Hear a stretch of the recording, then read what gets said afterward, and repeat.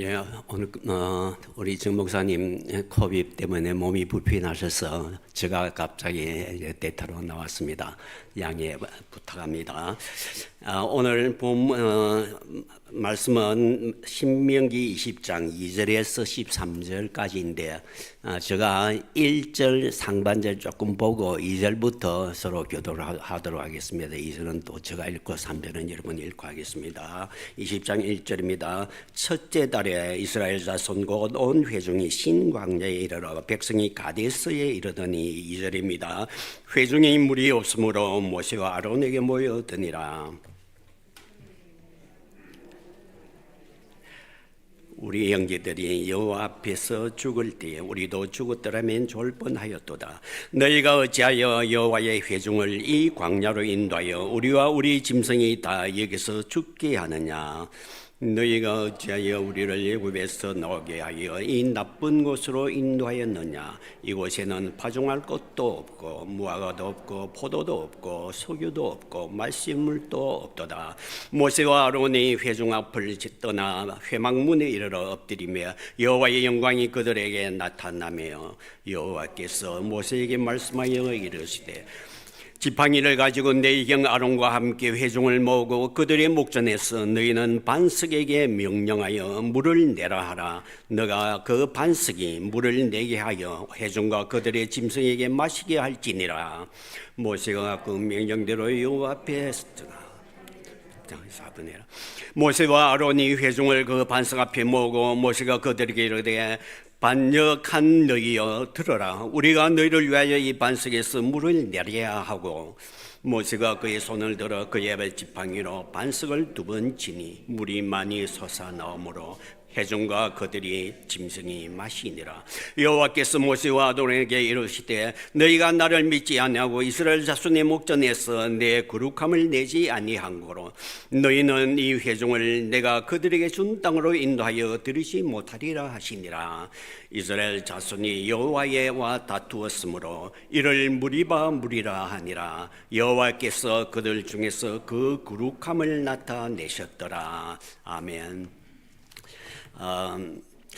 지난번에 제가 출애굽기 17장에 있는 그 반석을 쳐서 생수를 내주는 무리바의 물에 대해서 설교한 적이 있습니다.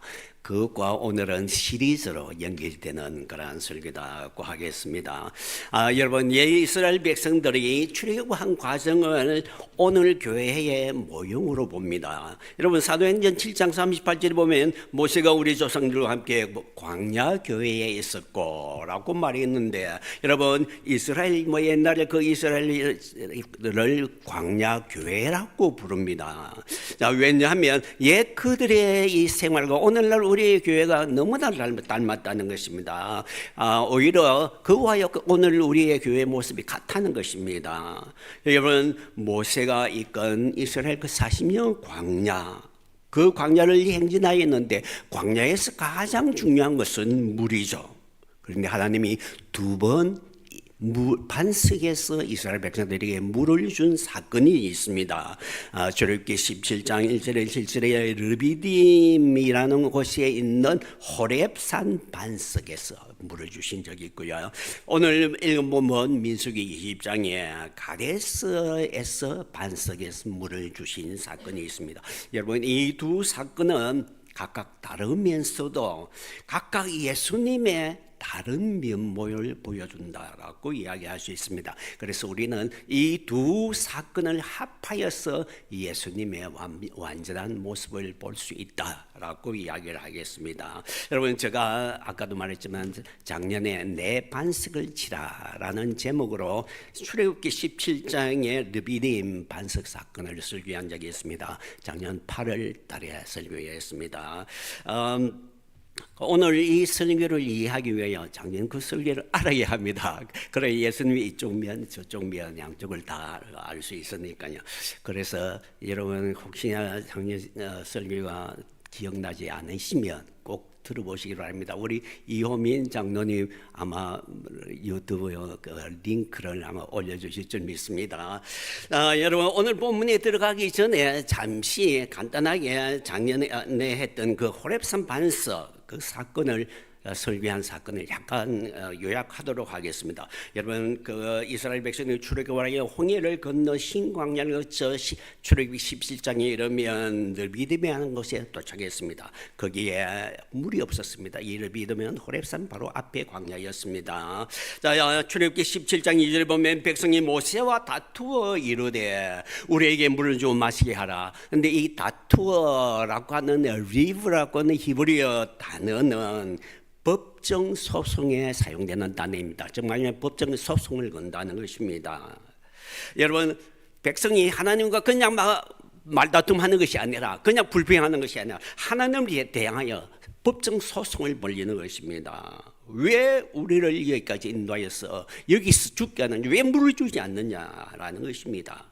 그래서 하나님은 그들의 고소를 받아들여서 그래 재판을 한번 열자. 그래서 재판을 열기로 허락하십니다. 출애굽기 17장 5절에 보면 여호와께서 모세에게 이르되 백성 앞을 지나서 이스라엘 장로들을 데리고 하수를 치던 네 지팡이를 잡고 가라 했습니다.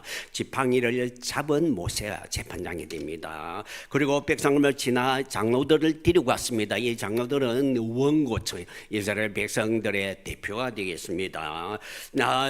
재판정의 장소는 호렙산입니다. 여러분 호렙산은 출애굽기 3장 1절에 보면 하나님의 산이라고 부르겠습니다. 거기에서 하나님께서 불꽃 가운데 모세에게 나타나셨죠.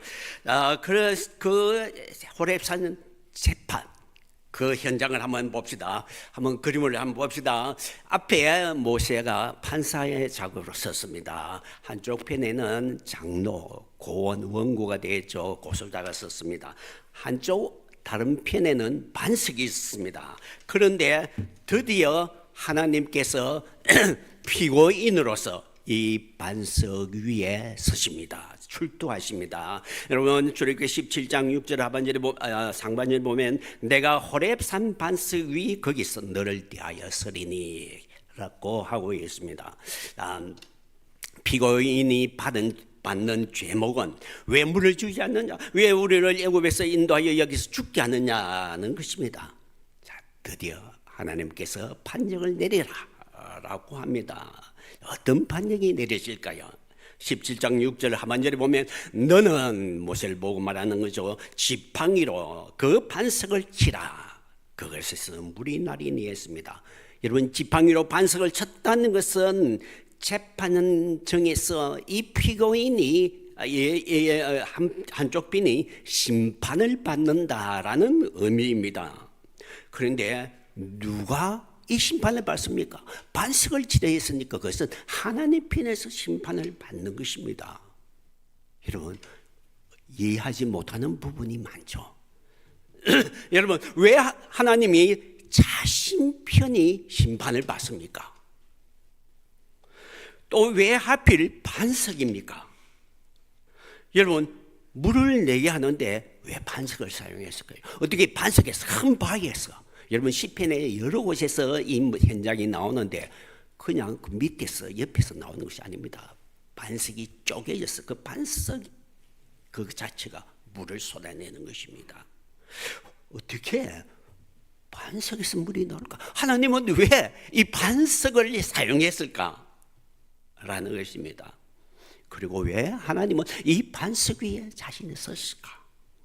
그리고 왜 하나님은 자신이 서신 그 반석을 치라고 했을까? 정말하자면 이 자신이 심판을 받는 것을 선택했을까? 라는 등의 의문들이 꼬리를 물고 있습니다. 아무리 우리가 생각해봐도 구약을 보면 답이 나오지 않습니다.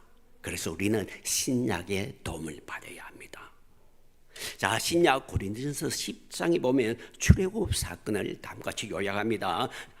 고린도전서 10장 1절에 보면 우리 조상들이 모세와 함께 다 구름 아래 있고 바다 가운데로 지나며 즉 말하자면 홍해를 지났다는 것입니다. 10장 3절에 보면 다 같이 신령한 음식을 먹으며 즉 말하자면 만나를 먹었다는 것이고 10장 4절에 보면 다 같은 신령한 음료를 마셨으니 이는 그들을 따르는 신령한 반석으로부터 마셨으니 그 반석은 곧 그리스도다라고 했습니다. 여러분, 바울은 구약의 출애굽의 그 사건들을 해석을 하면서 그리스도와 교회에 대입을 시킵니다. 특별히 이 반석을 예수 그리스도로 대입을 시킵니다. 그리고 옛날에 반석이 물 줬는데 지금 신약에서 바로 이 그리스도가 물을 주는 것으로 바꾸고 말을 하고 있습니다. 여러분, 구약의 것을 소위 말하면 모형이라고 합니다. 예수님은 그 모형의 실체라는 것입니다. 구약에는 반석이 물을 줬는데 신약에서는 이제 예수님이 반석으로서 물을 준다는 것입니다. 그러면 어떻게 구약의 모형이 신약에서 실체화 될까요? 되었을까요? 실체화되는 현장을 찾아가 봐야 되겠죠. 작년에 제가 설교한 데에 요한복음 7장에서 이 사건을 찾았습니다. 요한복음 7장은 초막절에 대한 이야기입니다. 요한복음 7장 2절에 보면 유대인의 명절인 초막절이 가까운지라 했습니다. 초막절은 바로 옛 광야를 기념하는 그러한 절기이죠. 그런데 이 초막절 행사에 대해서 바빌론 탈무드 수카라고 하는 이 장은 이 초막절의 행사에 대해서 자세히 설명을 합니다. 여러분, 지도를 한번 봅시다. 여러분, 먼저 어떻게 시작하면 첫날에 대제사장 그리고 제사장들이 쭉 따라서 대제사장이 큰 항아리에 이 실로암 못에 가서 실로암 물을 담습니다. 그리고 항아리를 품에 안고 저 예루살렘 통과해서 성전으로 들어갑니다. 그 뒤에는 제사장, 그 뒤에 백성들이 따라가면서 옛 광야를 기억하면서 노래를 부르면서 저 성전으로 향해 갑니다. 성전에 들어가면 대제사장은 그 물든 항아리를 성소에 보관했다가 그리고 제7일 마지막 날에 대행사를 합니다. 여러분, 그 이전에 우리가 생각해 봐야 될 것은 이 성전에 반석이 있었을까? 라는 의문이 듭니다. 여러분, 우리가 지금 현재에 저 옛 성전 자리에 가면 모스크가 있는데 모스크 그 안에 큰 바위가 있죠. 그 반석은 분명히 옛 성전터에 있은 것은 분명합니다. 확실합니다. 그러면 성전은 어디에 있을까? 제가 작년에 설교에서 자세히 이야기했습니다. 성전 뜰에 있어야만 되고, 그럼 성전 뜰 중에 어디에 있을까? 바로 제단 밑에, 즉 말하자면 번제단을 이 바위 위에 세웠을 것이다라고 일반적으로 생각합니다. 거기에 대한 성경적 증거와 외적인 증거들이 참 많습니다. 작년에 했던 저 설교를 여러분이 보시고 그때 설명을 잘했으니까 참조해 보시길 바랍니다. 여하튼 일주일 마지막 날 큰 행사가 있습니다. 예수님이 이렇게 말을 했습니다. 요한복음 7장 37절에 보면 명절 끝날 곧 큰 날에 예수께서 서서 외치실 때 누구든지 목마르거든 내게로 와서 마시라. 초막절 마지막 날입니다. 그날 큰 날이랍니다. 큰 행사가 있는 마지막 행사가 있는 클라이막스를 이루는 장면입니다. 여러분, 탈무드 수카 486절에 보면 이 초막절에서 마지막 날에 이 묘사를 잘하고 있습니다. 그래서 리베이션 세리머니라는 정말 물을 붓는 의식을 행하는 장면입니다. 대제사장은 실로암 못에서 끌어왔던 그 항아리 물이던 항아리를 가지고 나옵니다. 마지막 날입니다. 그리고 대제사장이 그 성전뜰에 있는 제단에 7바퀴 돕니다. 물론 그 뒤에 제사장이 쭉 따라 돌겠죠. 이스라엘 백성들은 그 주변에 뺑 둘러서서 그 행사를 보면서 야, 목마르다. 옛날 하나님께서 광야에서 그 물을 주셨지, 반석을 쳐서 물을 주셨지, 우리도 물을 주십시오, 목마릅니다 하고 이 반석, 그 제단이 있는 반석을 쳐다봤을 것입니다. 7바퀴 대제사장이 돌고 난 뒤에 반석 위에 올라가고 제단에 물을 붓습니다. 항아리의 물을. 그러면 제물에 부어진 물은 제단을 타고 흘러나와 반석을 거쳐서 흘러내리겠죠. 그러면 백성들은 와, 물이다. 옛날에 하나님께서 저 광야에서 반석에서 물을 주셨는데 오늘 우리에게 물을 주신다. 그러면서 축제를 찬양을 하면서 축제가 절정에 이르게 되는 것입니다. 그런데 그때 예수님이 튀어나갔다는 것입니다. 그리고 그렇게 말했던 것입니다. 누구든지 목마르거든 내게로 와서 마시라.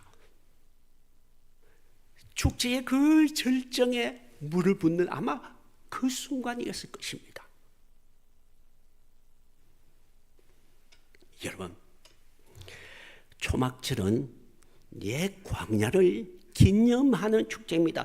이 초막절 축제에서 물이 가장 중심입니다. 옛 광야 생활에서 물이 가장 중요했죠.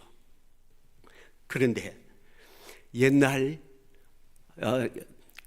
지금 이 성전산은 하나님의 임재의 장소입니다. 옛날에 호렙산이 하나님의 임재의 장소였던 것과 같습니다. 이 성전에 반석이 있고 그 위에 제단이 있고 제단 위에는 제물이 있습니다. 바로 그 제물은 앞으로 대속의 제물로 바쳐지실 예수님을 상징합니다. 여러분, 출애굽기에는 하나님이 그 반석 위에 섰고 그 반석을 쳐서 심판하라 했습니다. 그리고 심판을 당한 그 반석이 물을 흘려내렸습니다. 신약에서 예수님 자신이 그 반석이 되어 자신이 그 반석 위에 있는 제물이 되어 자신이 심판을 받아가 죽음으로 제물로 바쳐짐으로 백성에게 물을 내어준다는 것입니다. 여러분, 옛 호렙산 반석의 모형은 예수님을 통하여 이 순간을 통하여 실체화가 되는 현장, 완벽한 현장이라고 할 수 있습니다. 자, 이것이 예수님의 한 단면의 모습입니다. 자, 그러면 가데스 반석에서의 예수님의 다른 모습을 봐야 되겠습니다. 여러분, 두 번째 반석이 물을 주는 사건은 가데스에서 벌어졌습니다. 여러분, 20장 1절에 보면 이스라엘 백성들이 가데스에 도착했다였습니다. 20장 2절에 보면 회중이 물이 없으므로 모세와 아론에게 모여들었다 했습니다. 그리고 3절 상반을 보면 백성이 모세와 다투마라 이르되, 이때 다투다, 이 리브라고 하는 동사도 법정 용어다라고 이야기할 수 있습니다. 자, 그들이 고소를 하는 내용을 보면 첫째로 왜 물이 없어 자기를 덜 죽게 하느냐인 것입니다. 20장 4절 상반절입니다. 그리고 두 번째, 왜 곡식, 과일 등등이 없느냐. 여기 보면 무화과도 없고 포도도 없고 석유도 없고 마실 물도 없도다. 세 번째는 왜 이집트에서 이 나쁜 곳으로 인도해내느냐 하는 것입니다. 5절 상반절 보면 너희가 어찌하여 너희라는 쓴 모세와 아론입니다. 아론을 두고 하는 말입니다. 너희가 어찌하여 우리를 애굽에서 나오게 하여 이 나쁜 곳으로 인도하였느냐. 여러분, 이 세 번째 이 고소 내용은 하나님의 출애굽 구원을 전면적으로 부인하는 것입니다. 그들의 이 불평하는 고소하는 상을 보면 첫 번째 르비딤에서의 그 고소 내용보다도 훨씬 더 능가합니다. 더 부풀어 있고 더 큽니다. 20장 6절에 보면 모세와 아론이 회막문에 엎드렸습니다. 꼬꾸라져 있는 거죠. 그리고 여호와의 영광이 그들에 나타납니다. 하나님께서는 소환에 직접 응하시고 그리고 재판을 연장하고 다시 허락을 합니다. 20장 8절에 보면 지팡이를 가지고 내 형 아론과 함께 회중을 모으고 그리고 반석 앞에 서라라는 것입니다. 그런데 이번에는 지팡이로 반석을 치려 하지 않고 반석을 명하여 물을 내라 하라 합니다. 20장 8절 하반절에 보면 그들의 목전에서 너희는 반석에게 명령하여 물을 내라 하라. 너가 그 반석에 물을 내게 하여 회중과 그들의 짐승에게 마치게 할지니라 라고 했습니다. 여러분, 그런데 문제가 생겼습니다. 거기에서 모세가 반석을 2번 쳤습니다. 20장 11절 보면 모세가 그의 손을 들어 그의 지팡이로 반석을 2번 치니 물은 반석에서 많이 솟아나와 백성과 짐승이 마시니라 라고 했습니다. 여러분, 반석에서 물이 많이 솟아나와 백성과 짐승까지는 마셨지만은 그러나 하나님은 노하였습니다. 20장 12절에 보면 여호와께서 모세와 아론에게 이르되 너희가 나를 믿지 아니함으로 이스라엘 자손의 목전에서 내 거룩함을 나타내지 아니함으로 너희는 이 회중을 내가 그들에게 준 땅으로 인도하여 들이지 못하리라 하시니라. 하나님이 모세와 아론에게 화를 내고 이제 너희들이 이스라엘 백성들을 저 가나안 땅에 인도하여 들을 때 너희들은 들어가지 못하겠다 라고 선언을 하십니다. 여러분, 하나님께서 모세에게 이렇게 화를 내는 것은 처음이었습니다. 그리고 모세와 아론이 오매불망 출애굽하여 저 가나안 땅에 들어가는 것이 목적이었죠. 그런데 40년 동안에 이스라엘 백성들 인도하여 갔는데 그들은 그 땅으로 들어가지 못한다는 청천벽력 같은 소리를 듣게 됩니다. 얼마나 큰 잘못이기에 이 중한벌을 내렸을까?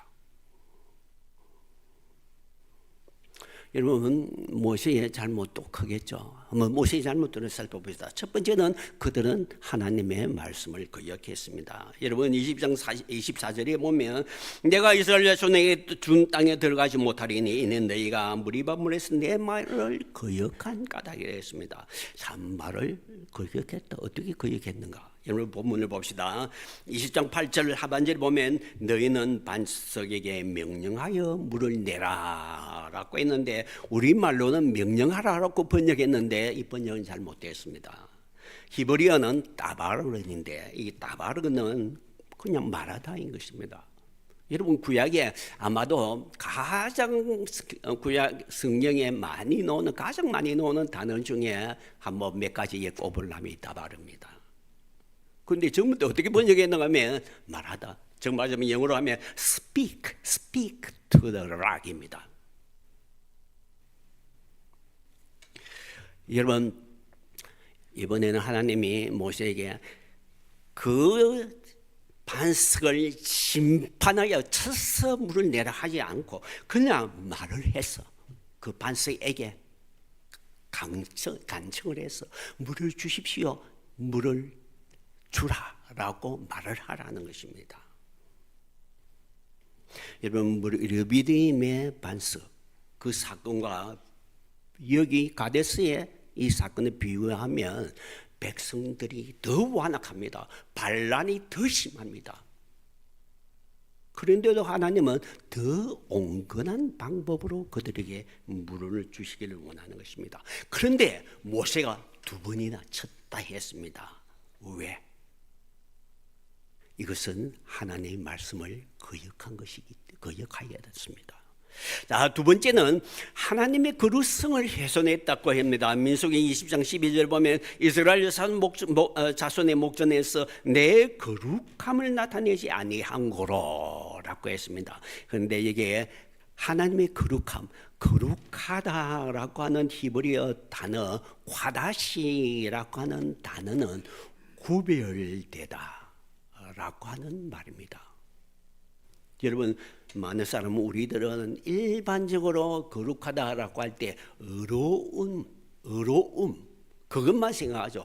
나는 좀 더 다른 사람보다 의롭다, 깨끗하다, 그런 의미로서만 이 거룩하다, 구별되다라는 의미로 생각을 하죠. 그러나 카다시라는 단어는 그 하나만 구별되는 것이 아닙니다. 하나님의 속성, 하나님의 속성은 다른 어떠한 것과 이 세상의 어떤 것과 사람과 구별된다는 것입니다. 그러면 하나님의 속성 중에 가장 큰 속성, 사랑이죠. 긍휼하심입니다. 그러한 하나님의 사랑, 하나님의 그 긍휼하심은 다른 어떤 것과도 구별된다는 것입니다.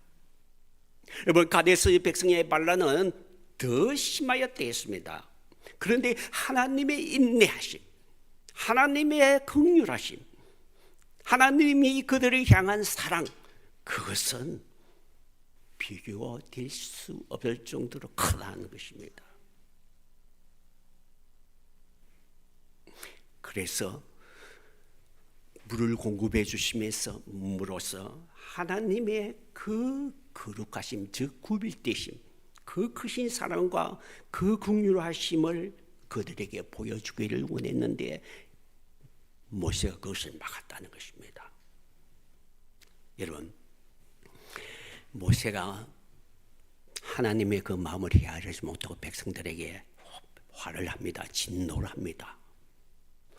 민수기 20장 10절 보면 모세와 아론의 회중을 그 반석 앞에 모으고 모세가 그들에게 이르되 반역한 너희여 들으라.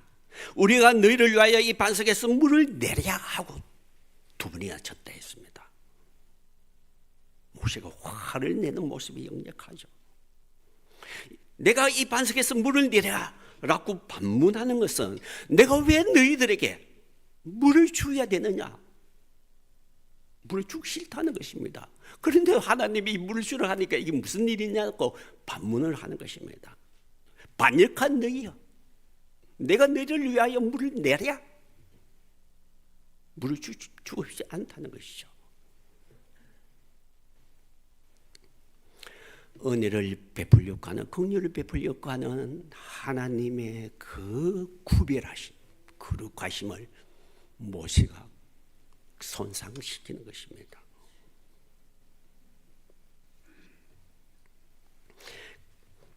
그런데 이스라엘 백성들도 하나님의 그 긍휼하심을 거기서 체험하지 못하는 것이죠. 왜냐하면 모세가 그렇게 화를 내가지고 두 배나 쳐서 물이 뿜뿌 쏟아지니까 백성들도 다가가기가 주저스럽죠. 물이 나와서 빨리 마시고 싶은데 모세의 그 노여움에 먼칫먼칫 하는 것이죠. 하나님의 긍휼하심과 백성이 그 긍휼하심을 받고자 하는 그 은혜에 감격하는 그 모든 것을 이 모세가 빼앗은 것입니다. 그래서 하나님이 모세에게 너는 가나안에 들어가지 못한다, 심하게 책망했겠죠. 여러분, 일반적으로 사람들은 그렇게 생각합니다. 모세가 혈기를 내어 분노한 것 때문에 하나님에게 벌을 받아 가나안에 못 들어가는 것이다. 모세가 하나님을 이렇게 했기 때문에, 전부 다 모세의 잘못 때문에 그 가나안에 들어가지 못한 것으로 이야기합니다. 그러나 여러분, 과연 하나님께서 모세의 이러한 잘못 때문에 그 가나안에 들어가지 못하도록 그렇게 했을까? 의문이 듭니다. 왜냐하면 여러분, 하나님이 모세를 얼마나 사랑하였습니까? 모세를 직접 나에게 은총을 입었는 자라다 했습니다. 내가 너 이름으로도 너를 안다 했습니다. 또 어떤 때는 이스라엘 백성이 배반했을 때에 그들을 다 진멸하고 그리고 너 후손을 통하여 내가 이 백성 이루어서 그들을 인도해 내겠다라고 가나안에 들이겠다고 했습니다.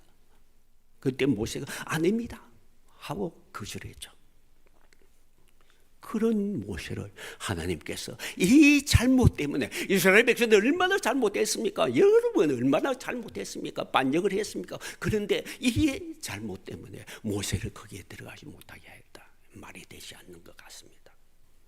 두 번째 의문은, 전에는 반석을 쳐서 물을 주라 했는데 지금 반석을 쳤다고 그렇게 하나님께서 또 화를 내실 것이 무엇이냐는 것입니다. 그래서 우리는 모세의 실수 때문에 하나님께서 그 엄청난 들어가지 못하게 하셨다라고 하는 말에는 동의하기가 좀 어렵습니다.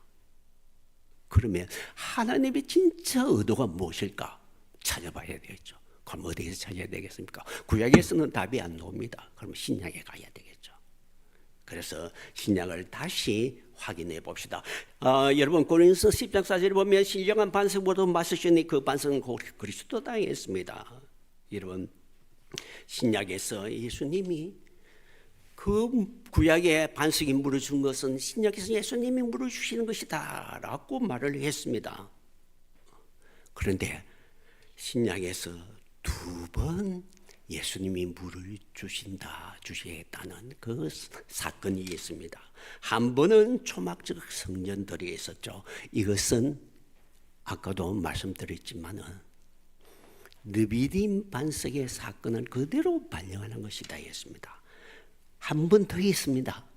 언제 또 예수님이 생수 물을 주겠다 한 것이 있습니까? 한 번 더 있죠. 언제?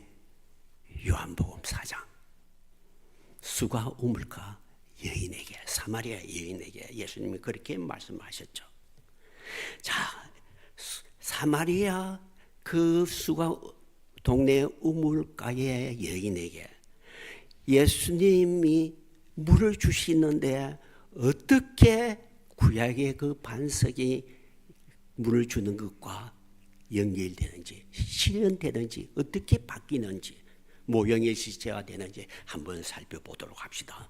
요한복음 4장 3절 보면 유대를 떠나 다시 갈릴리로 가실 때 예수님께서 4절에 사마리아를 통과하여야 하겠는지라 했습니다. 여러분 유대인들은 사마리아 길, 그 지름길이지만은 그 길로 가지 않는다 했습니다. 왜냐하면 거기에는 이방인들이, 사마리아인들은 이방인들 지워하기 때문입니다. 물론 혼혈입니다. 그런데 예수님은 그 길로 꼭 가고자 합니다. 무엇인가 고세할 일이 있다는 거죠. 4장 6절에 보면 거기 또 야곱의 우물이 있더라. 예수께서 길 가시다가 피곤하여 우물 곁에 그대로 앉으시니라고 했습니다. 예수님이 피곤하셔서 우물가에 앉으실 때가 있는데 이 모습을 보면 예수님이 전력을 다하여 사역을 하고 계시다 라는 모습과 또 그가 육체적인 나약함을 가지셨다 라고 하는 것을 나타내는 그런 장면이라고 할 수 있겠습니다. 여기에서 한 여인을, 사마리아 여인을 만나는 거죠. 그 여인은 아침 저녁 서늘할 때 나오지 못하고 아주 햇빛이 쨍쨍한 그 시간에 남이 없는 때에 물을 길러 놓은 여인입니다. 예수님이 물을 달라고 하였죠. 여인이 의아하게 물었습니다. 4장 9절 보면 사마리아 여자가 이르되 당신은 유대인으로서 어찌하여 사마리아 여자인 나에게 물을 달라 하나이까. 여러분 이 여인은 오점이 많은 사람이었습니다. 유대인들은 사마리아인들을 혐오한다 했죠. 그런데 이 여인은 사마리아인들 중에 또 더 혐오스러운 여인이었습니다. 여러분 남편을 6번이나 바꿨댔습니다. 현재는 남편이 또 진짜 남편이 아니다고 했죠. 유대인의 눈으로 보면 아예 상종할 수 없는 더러운 여인이었습니다. 그런데 예수님은 그에게 대화를 시작하는 것입니다. 물을 달라라고 하시고 또 물에 대한 이야기 하시면서 내가 주는 물은 더 좋은 물이 있는데, 나에게는 더 좋은 물이 있는데 라고 소개를 합니다. 4장 10절에 보면 너가 만일 너게 물을 달라는 이가 그인 줄 알았다면 너가 그에게 구하였을 것이고 그가 생수를 너게 주었으리라 했습니다. 예수님이 이 여인에게 물을 주기를 원하셨죠. 여러분 우리들은 예수님이 물을 주는 그 반석의 모습, 두 가지의 반석을 모습을 봅니다. 이 두 가지 반석은 완전히 대조적인 이미지를 가졌습니다. 이 대조적인 두 이미지는 예수님의 두 사역, 전기 사역과 후기 사역을 각각 대변할 수 있습니다.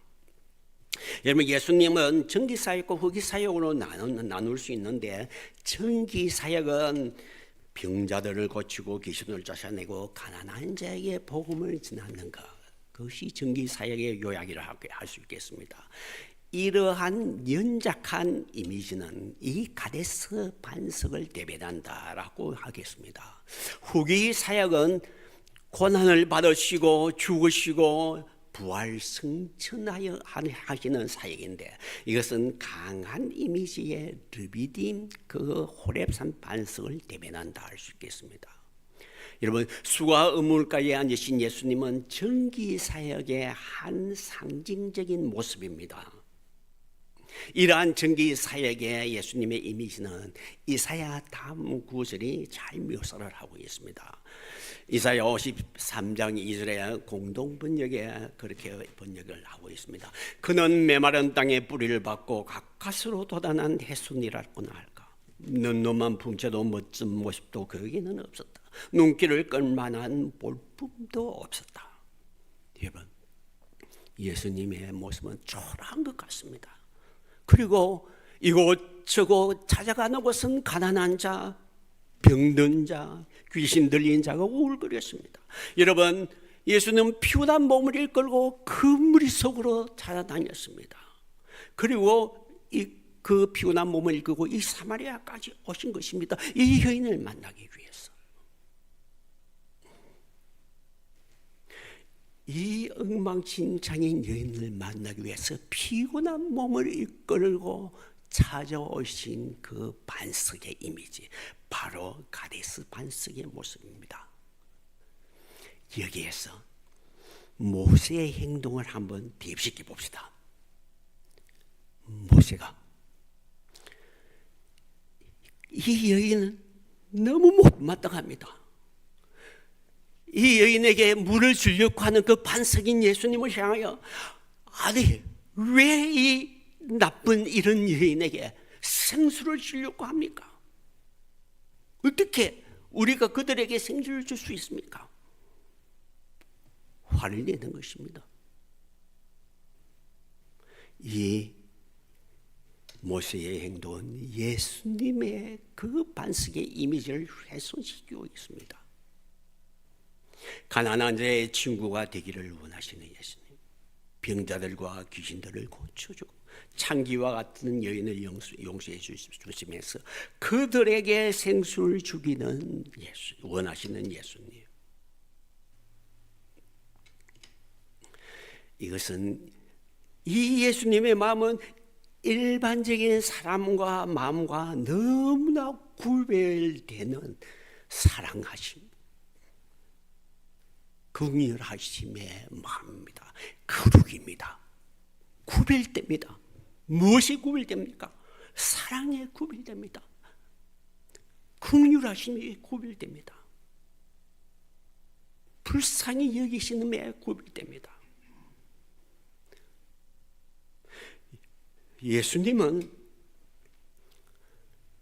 하나님이 원하시는 그 반석의 이미지를 지금 너무나 이미지를 똑똑히 실행시키고 있습니다.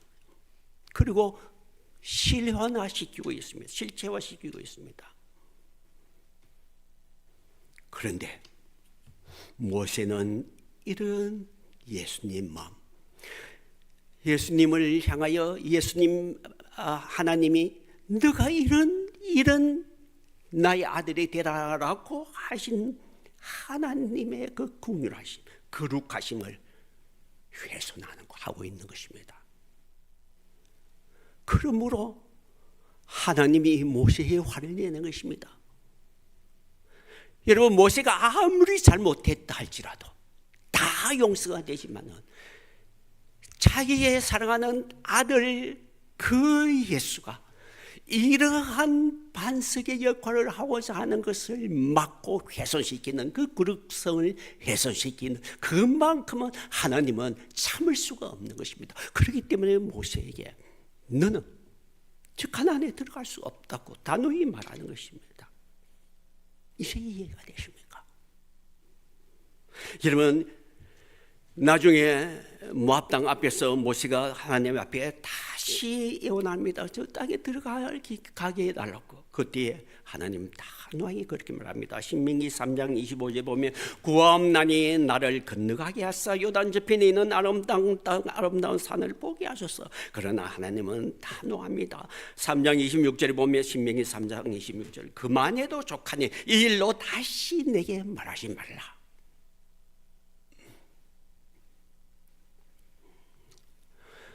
모세의 잘못 이것저것 하나님이 용서해 주시 못할 하나님이 아니시죠. 그런데 자기의 아들의 이 사역을 망치고 있는 이만큼은 하나님은 용서가 안 되는 것이죠.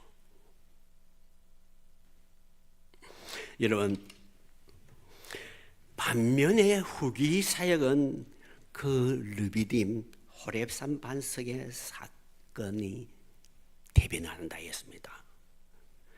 여러분, 그 반석 르비딤 그 호렙산 반석의 성취는 초막절에 이루어진 것이다라고 했습니다. 실현됐다 했습니다. 여러분, 일반적으로 우리는 후기 사역이다 하면 예수님의 후기 사역이다 하면 예수님이 재판을 받을 때 너무나 힘이 없고 말 변명 하나도 하지 않고 그리고 막 여기저기서 고소를 하는데 한마디 변명하지 않고 채찍에 맞으시고 힘이 없이 저 골고다를 쥐고 가시고 그리고 십자가에서 말없이 죽어 가시는 너무나 연약한 예수님의 모습을 보는 거죠. 그렇게 생각하는 거죠. 그런데 여러분, 예수님의 후기 사역은 약하지 않습니다. 전기 사역은 나약할 때 그지 없습니다. 그러나 여러분, 후기 사역은 강한 반석의 이미지를 가졌습니다.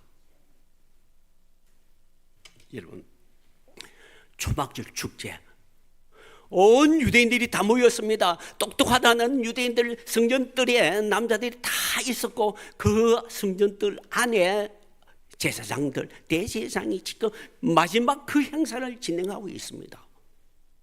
그런데 감히 그 엄숙한 순간에 예수님이 불쑥 뛰어 들어갑니다. 성전들에 들어갑니다. 제사장만 들어갈 수 있는 것들에. 그리고 아마 반석 위에 섰을 것입니다. 그리고 내가 주겠다 합니다. 여러분, 간이 커도 이만저만 큰 거 아니죠. 예수님이 약합니까? 얼마나 강합니까? 예수님이 마지막 주간에 나귀 타고 왕이 호산나 찬송하려다 땅에 나귀를 들어갔습니다. 비록 야기를 타지만 내가 왕이라고 선포를 하는 것입니다. 그리고 성전에 들어갔죠. 채찍을 들었습니다. 쫓아냈습니다. 여러분, 감히 제사장들이 우거린 그 성전에서 제 채찍을 두고 쫓아내다니. 여러분, 성전에서 7일 동안 그 6일 동안 머물면서 화로다 너희여 바리새인들과 서기관들이여 일곱가지 화를 선포합니다. 여러분, 약합니까 예수님? 여러분, 빌라도 법정에서 사형 선고를 받고 채찍에 맞았지만 예수님은 약하지 않습니다. 여러분, 이사야 50장은 제가 이사야서 강의할 때 이 종의 이사야 종의 모습, 예수님의 모습을 설명을 많이 했죠. 자, 이 종의 모습 이런 면을 이야기를 했습니다. 이사야 50장 5절에 보면 후기 사역의 예수님의 이미지를 대변하고 있습니다. 묘사하고 있습니다. 5절에 보면 주 여호와께서 나 여호와의 종 메시아를 두고 한 말이죠. 나의 길을 이었으므로 내가 거역하지 아니하며 뒤로 물러가지 아니하며. 그리고 6절에 보면 나를 때리는 자들에게 내 등을 맡기며 나의 수염을 뽑는 자들에게 나의 뺨을 맡기며 모욕과 침뱉음을 당하여도 내 얼굴을 가리지 아니하였다. 여러분, 예수님은 당당하게 모욕 감당했습니다. 채찍 덩어리 맞겠습니다. 절대 약하지 않습니다. 오히려 더 공격적입니다. 50장 8절에 봅시다. 나와 다툴 자가 누구냐? 나와 함께 설지어다. 나의 대적이 누구냐? 내게 가까워 나올지어다. 여러분, 채찍에 맞으시는 예수님이 이 모습입니다. 그래, 나와봐. 붙어보지 않는 것입니다. 십자가 위에 못을 받고 있는 그들. 그래, 해보아라. 그렇게 당당한 모습으로, 힘 있는 모습으로 예수님 십자가에 달린 것입니다. 그게 후기 사역의 모습입니다. 반석에 심판을 당하는 쩍 쪼개지는 그 반석의 모습이죠. 이번 반석이 쫙 쪼개졌습니다. 그리고 물을 펑펑 주었습니다. 강한 이미지죠. 이번 전기 사역 저쪽, 그리고 후기 사역이 있죠. 다 예수님은 한 가지 목적으로 그 일들을 반석으로서의 역할을 하고 있습니다. 무엇입니까? 물을 주겠다는 것입니다. 거기에도 물을 주시기 위해, 이쪽에도 물을 주시기 위해서인 것입니다. 저쪽에는 온갖 병든 자, 약한 자, 죄인들, 그들에게 물을 주기를 원했다며, 이쪽에는 내놓으라 하는 사람, 율법사들, 제사장들, 서기관들, 그런 사람들을 향하여 그래, 나에게 오너라, 내가 너희들에게 마실 물을 주겠다고 하시는 것입니다. 여러분, 예수님은 온갖 사람들에게 다 이 생수를 주기를 원하십니다. 유대인뿐만 아니라 이방인들까지, 저 어린아이뿐만 아니라 장성한 노인까지, 가난한 사람뿐만 아니라 신 믿는 자들, 국회의원들, 장관들, 그 이상의 사람들까지도 예수님은 약한 자에게는 약한 모습으로 다가가서, 강한 자는 강한 모습으로 다가가서 내가 주겠다, 받아 먹을래, 원하면 네가 주겠다는 것입니다. 그래서 그들을 위해, 그들에게 생수를 주해 예수님은 자신의 제물로 바치시는 것입니다. 십자가에 위해서 죽으시는 것입니다. 그 일을 감당하신 것은 하나님의 뜻이기 때문이었습니다. 그런데 예수님이 주기를 원하시는 생수는 무엇입니까?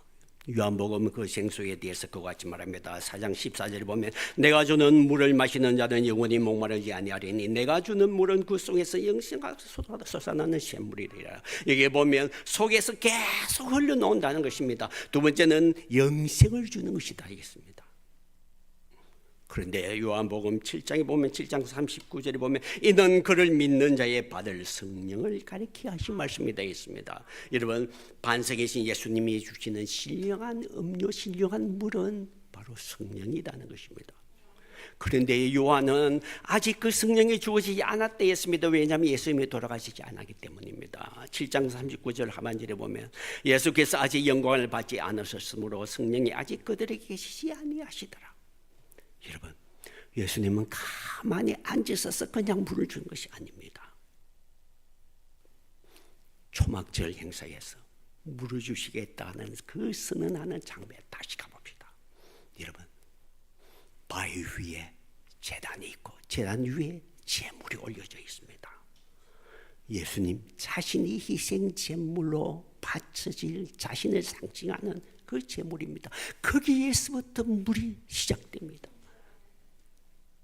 예수님이 죽어주심으로써, 예수님이 심판을 받음으로써, 모세가 심판자로서 그 반석을 쳐서 그 반석을 쪼개서 죽임으로써, 예수님을 쪼김으로 해서, 예수님이 십자가에 죽으심으로 해서 우리에게 그 생수를 주시는 것입니다. 그래서 요한복음 16장 7절에는 성령에 대해서 이렇게 말합니다. 내가 떠나가는 것이 너에게 유익이라. 네가 떠나가지 않으면 보혜사가 너에게 오지 않을 것이요 가면 내가 그를 너에게 보내라. 여러분, 예수님이 죽으심으로 이제 예수님이 그들에게 주시는 것입니다. 이제 예수님은 떠나가셨지만 지금도 예수님은 우리들에게 이 생수를 주기를 원하시는 것입니다. 성령을 주기를 원하는 것입니다. 여러분, 수가 동네에 불쌍한 여인 같은 존재입니까?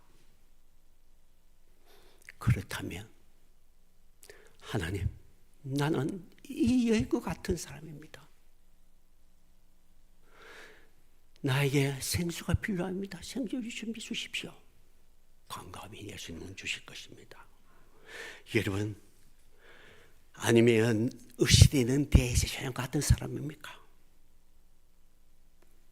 그때에 성전들에서 잠시 그 교만을 내어놓고 예수님이 나에게 내가 이 물을 주겠노라 할 때, 예, 그렇습니다. 내가 받겠습니다. 나의 모든 교만을 내놓고 예수님, 그 생수 필요합니다. 주십시오. 라고 하면 예수님은 주시는 것입니다. 여러분, 광야에서 불평이 가득합니다. 하나님을 대항하고 사태질합니다. 그런데 하나님은 그들에게 그 생수를 주기를 원했습니다. 자기 아들에게 주라고 했습니다. 예수님은 그래서 우리에게 주시는 것입니다. 오늘 본문의 결론은 이렇게 말합니다. 민수기 20장 13절입니다. 이스라엘 자손이 여호와와 다투었으므로 이를 무리라 하니라. 여호와께서 그들 중에서 그 거룩함을 나타내셨더라 했습니다. 모세가 거룩함을 드러내지 못하도록 막았습니다. 그런데도 불구하고 하나님은 물을 내어주었습니다. 그리고 자신의 거룩함을 나타내었다 했습니다. 하나님의 사랑, 하나님의 긍휼하심, 우리의 부족한 그것 때문에 가로막히는 것이 아닙니다. 모세 때문에 가로막히는 것이 아닙니다. 모세가 그렇더라도 하나님은 자기의 그 긍휼하심, 그 사랑을 우리들에게 베풀어 주시는 것입니다. 물을 주시는 것입니다. 여러분, 예수님을 통해 이 성령을 받으시기 바랍니다.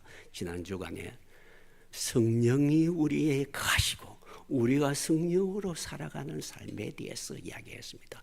예수님으로부터 주는 이 성령을 받아 내 속에 거하시는 이 성령님과 함께 이제 한 발자국 한 발자국 이 광야 같은 길을 걷는 우리